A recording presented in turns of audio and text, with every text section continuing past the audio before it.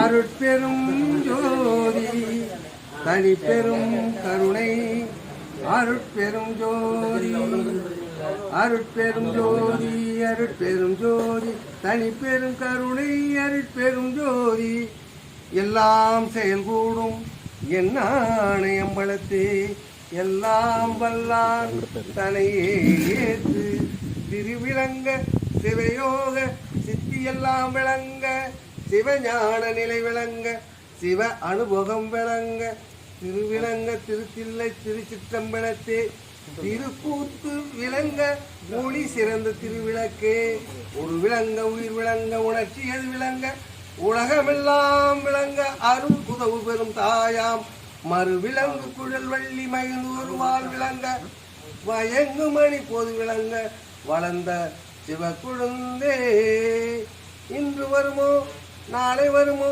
அல்லது மற்ற இன்று வருமோ அறியேன் என் கோவே துங்குமலை வெம்மாயற்று வெளிக்குள் வெளிகடந்து சும்மா இருக்கும் சுகம் அருட்பெருஞ்சோதி ஆண்டவன் அவதாரத்தின் நோக்கமே அறியாமல் இருள் சூழ்ந்த உலகமும் ஒளி பெற வேண்டும் என்பதற்காக ஒளி வீசும் அற்புத கடவுளாக அருட்பெருஞ்சோதி ஆண்டவர் இருக்கிறார்.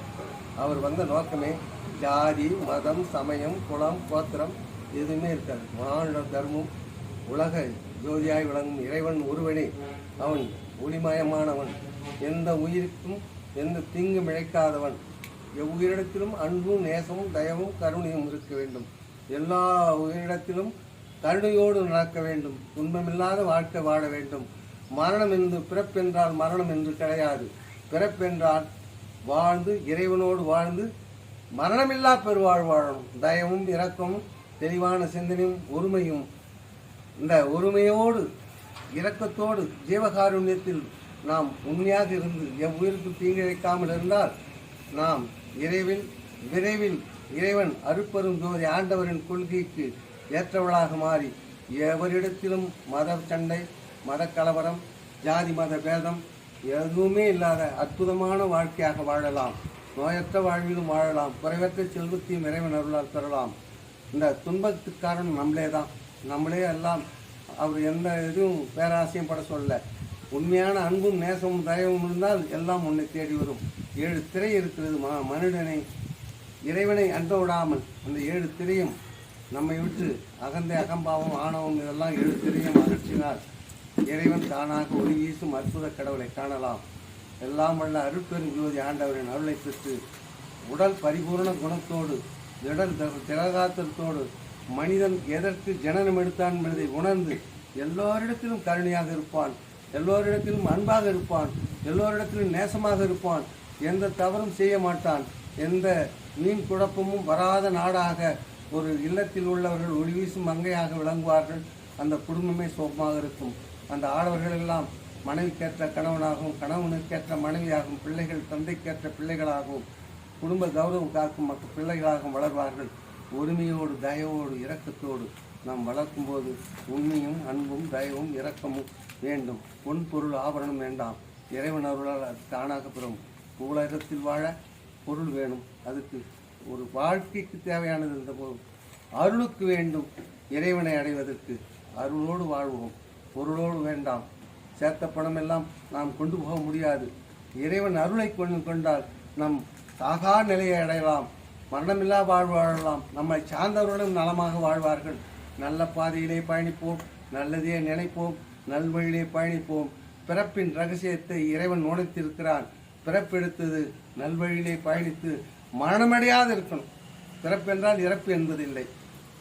அதாவது சூதறிந்தீர் வாதறிந்தீர் சுகம் அறிந்தீர். சுகம்னா இறைவன் நம்மோடு மேல் உலகம் பொருளுலகம். அது பொற்சபை. சிற்சபைன்றது நம்ம உடம்பு, நம்ம நெத்தி புருவம். பொற்சபையிலும் இருக்கிறார், சிற்சபையிலும் இருக்கிறார். நினைந்து நினைந்து உணர்ந்து உணர்ந்து நெகிழ்ந்து நெகிழ்ந்து அன்பே நிறைந்து நிறைந்து ஊற்றெழும் கண்ணீரதனால் உடம்பெல்லாம் நனைந்து நனைந்து அருளமுதே நன்னிதியே ஞான நடத்தரசே என் உரிமை நாயகனே என்று வணைந்து வணைந்து ஏத்துதும் நாம் வம்மின் உலகிலீர் மரணமில்லா பெருவாழ்வில் வாழ்ந்திடலாம் கண்டீர் உனைந்துரையேன் பொய்ப்புகளேன் சத்தியம் சொல்கின்றேன் பொற்சபையில் சிற்சபையில் கூதருணும் இதுவேன்னு சொன்னார் ஆண்டவரே சத்தியம் பண்ணி சொல்றார். நம்மெல்லாம் அறியாம இருட்டில் இருக்கோம், எதையோ பொய் உலகத்தை நாடி போறோம். நம்ம தன் நூல் பெருக்கற்கு தான் பிரிவுமான எங்கனும் ஆணுமருன்னு வள்ளுவர் 2000 ஆண்டு இருக்கும். வள்ளுவர் அதான் சொல்றார், வள்ளலார் அதான் சொல்றார். அதே நிலையை தான் சொல்றார் ஈரடியில. கொல்லாரோன்பு கோளையமும்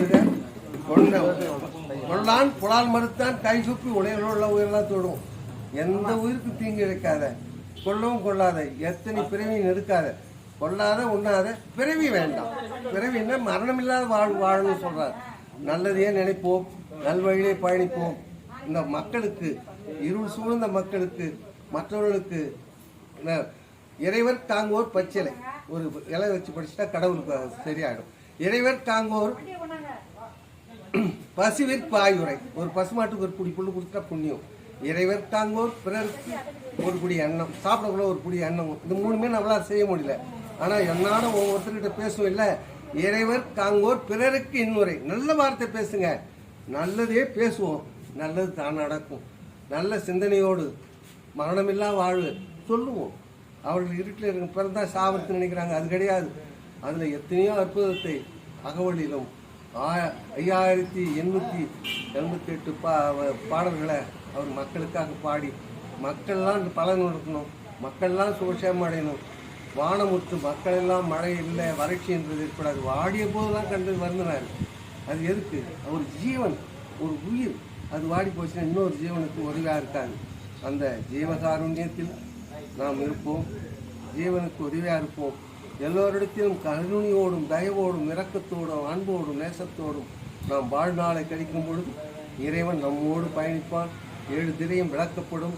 நல்லதையே நினைச்சு நல்வழியை பயணித்து உலக மக்கள் எல்லாம் சுபட்சேமம் அடைய உலகம் தழைக்க வந்த உத்தமனை ஒரு காலம் மறவாத அந்த திருவாசகத்தில் மாணிக்க வாசகர் எழுதிப்பார். உம்பற்கரசே ஒழிவர நிறைந்த யோகமே உற்றியேன் தனக்கு வம்பென பழுத்து என் குடிமுழுதும் ஆண்டு வாழ்வர வாழ்வித்த மருந்தே செம்பூர் துணிவே சீர்வுடை கழனி செல்வமே சிவபெருமான எம்பொற்று உன்னை சிக்கனன் பிடித்தேன் என்று மாணிக்க வாசகர் திருவாசகத்தில் எழுதிப்பார். இந்த மக்களை எல்லாம் வள்ளலார் எப்படி பிடிச்சேன்னா அன்பும் நேசமும் தயவும் இரக்கமும் ஒருமையும் எவ்வுயிருக்கும் பேதமின்றி முன்னால் மற்றவர்களுக்கு உபகாரமாக இருந்தால் அவர் உங்களை சிக்கனை பிடித்தார். வள்ளலார் தான் நம்மளை பிடிச்சிக்கிறார். கருணையோடும் தயவோடும் இரக்கத்தோடும் அவ்வழியிலே பயணித்து உலகம் தலைக்கும் உத்தமனையை நினைந்து எல்லோரிடத்திலும் கருணையும் அன்பும் தயவும் இரக்கத்தோடு மரணமில்லா வாழ்வு எல்லோரும் பெற வேண்டும் என்று இந்த அருள்வாக்கு ஞானி அன்பே சிவம் மனப்பூர்வமாக வாழ்த்தி விடைபெறுகிறேன். அன்பே சிவம், அருட்பெரும் ஜோதி, அருட்பெரும் ஜோதி, தனிப்பெருங்கருணை, அருட்பெரும். உங்கள் பேர் அப்படி? என் பேர் வெங்கடேசன். ஆனால் அன்பே சிவன்னா நான் மேடையில் ஏறி அன்பே சிவம் அன்பே சிவம் அன்பே சிவம் அருள்வாக்கு சித்தன் அன்பே சிவம் வெங்கடேஷ் சுவாமிகள். Okay, thank you. அருட்பெரும்